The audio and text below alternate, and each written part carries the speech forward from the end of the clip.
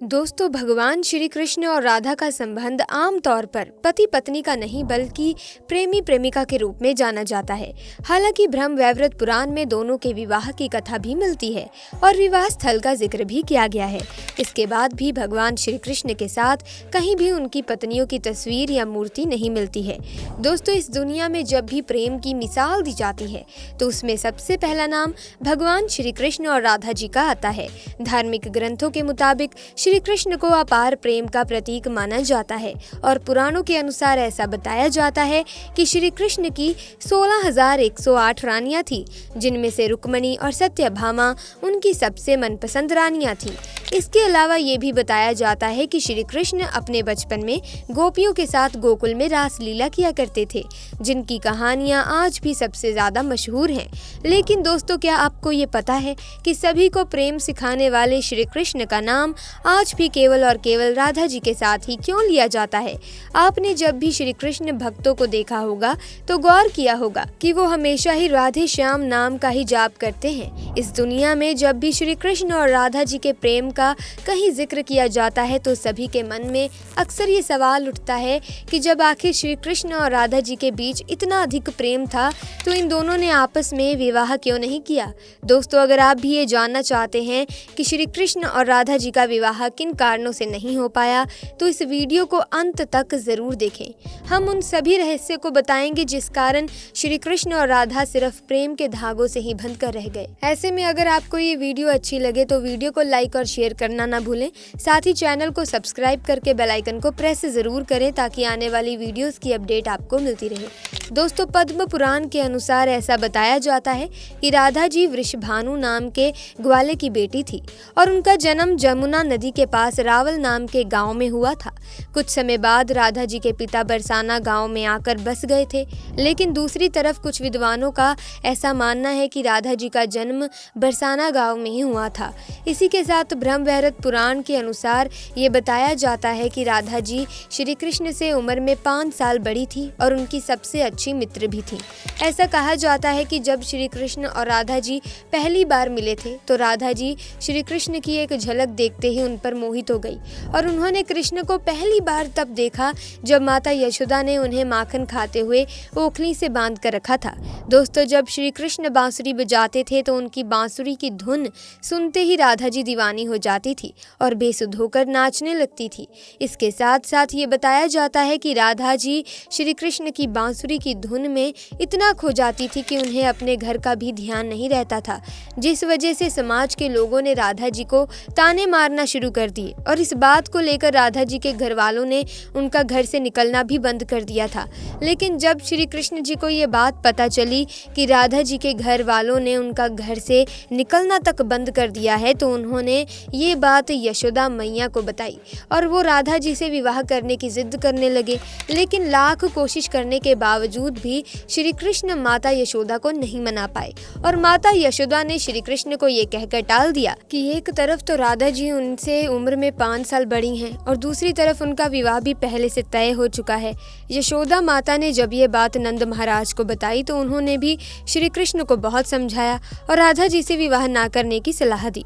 लेकिन इतना समझाने के बावजूद भी जब श्री कृष्ण राधा जी से विवाह करने की जिद नहीं छोड़ रहे थे तब नंद महाराज श्री कृष्ण को ऋषि गर्ग के पास ले गए। जब श्री कृष्ण ऋषि गर्ग के पास गए तो ऋषि गर्ग ने श्री कृष्ण को बताया कि उनके असली माता पिता देवकी और वासुदेव हैं, जिनको उनके मामा कंस ने बंदी बनाकर रखा है। इसके साथ साथ ऋषि गर्ग ने श्री कृष्ण को ये भी समझाया कि उनका जन्म केवल और केवल दुष्टों का नाश और धर्म की स्थापना करने के लिए हुआ है। और जब ऋषि गर्ग ने श्री कृष्ण को उनकी वास्तविकता से परिचय करवाया तभी से राधा जी और श्री कृष्ण के बीच दूरियां पैदा होने लगी।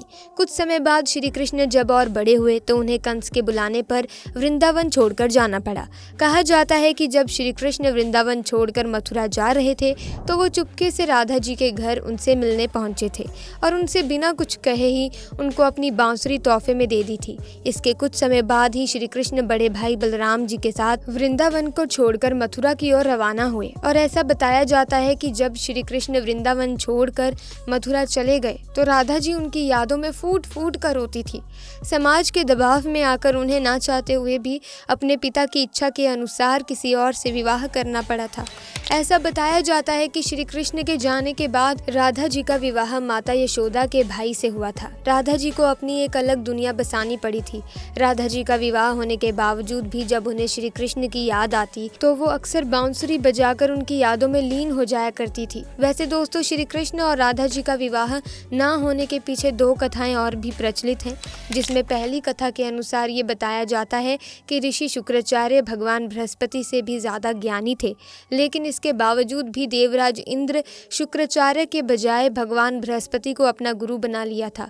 जब शुक्राचार्य ने ये सब अपनी आंखों से देखा तो उन्होंने इसे अपना अपमान समझकर असुरों को शिक्षा देना शुरू कर दिया और उनके गुरु बन गए। असुरों का गुरु बनते ही शुक्राचार्य ने देवराज इंद्र से अपने अपमान का बदला लेने की ठानी, लेकिन उनके सामने ये समस्या खड़ी थी कि देवताओं को अमृता का वरदान मिला हुआ था, लेकिन राक्षसों को ऐसा कोई वरदान प्राप्त नहीं था। इसी वजह से राक्षस कभी भी देवता से जीत नहीं पाते थे। इस समस्या को सुलझाने के लिए असुर गुरु शुक्राचार्य ने भगवान शिव की घोर तपस्या की और उन्हें प्रसन्न किया। इसी के साथ साथ शुक्राचार्य ने भगवान शिव को अपना गुरु बना लिया।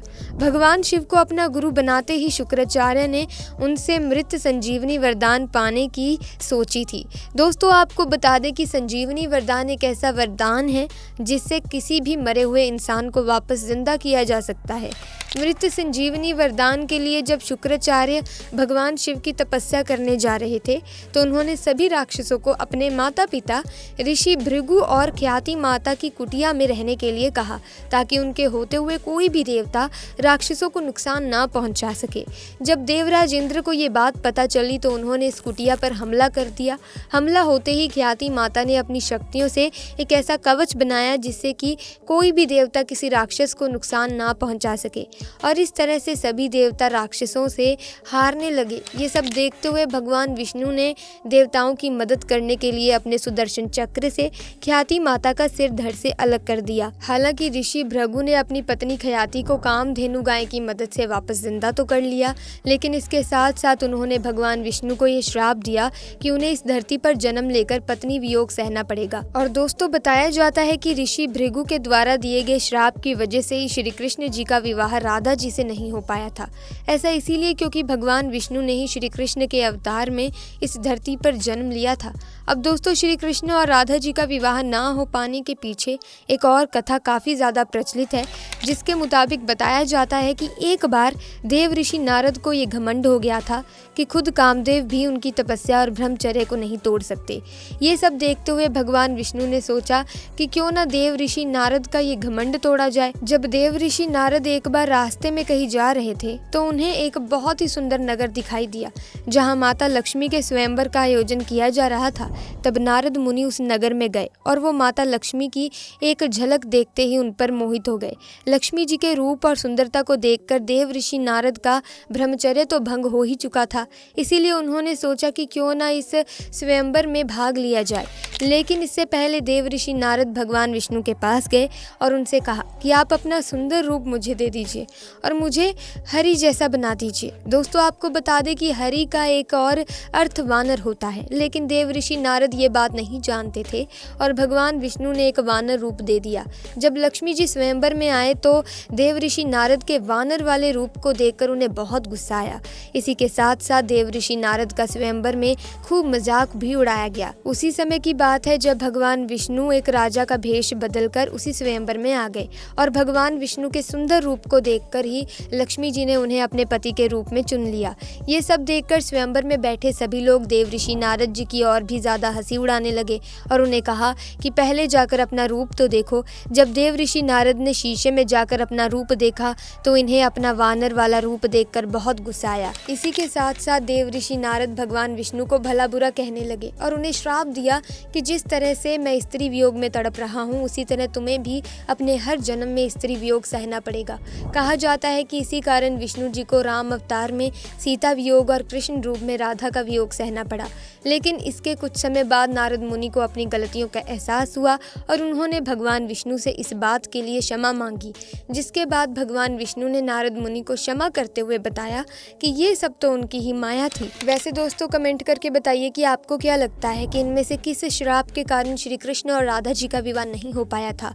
जल्दी मुलाकात होगी एक नई वीडियो में नई जानकारी के साथ। अगर आपको ये वीडियो वीडियो अच्छी लगी तो वीडियो को लाइक करें, शेयर करें और चैनल को सब्सक्राइब करके बेल आइकन को प्रेस करें ताकि आने वाली वीडियोस की अपडेट आपको मिलती रहे। आपका बहुत बहुत धन्यवाद।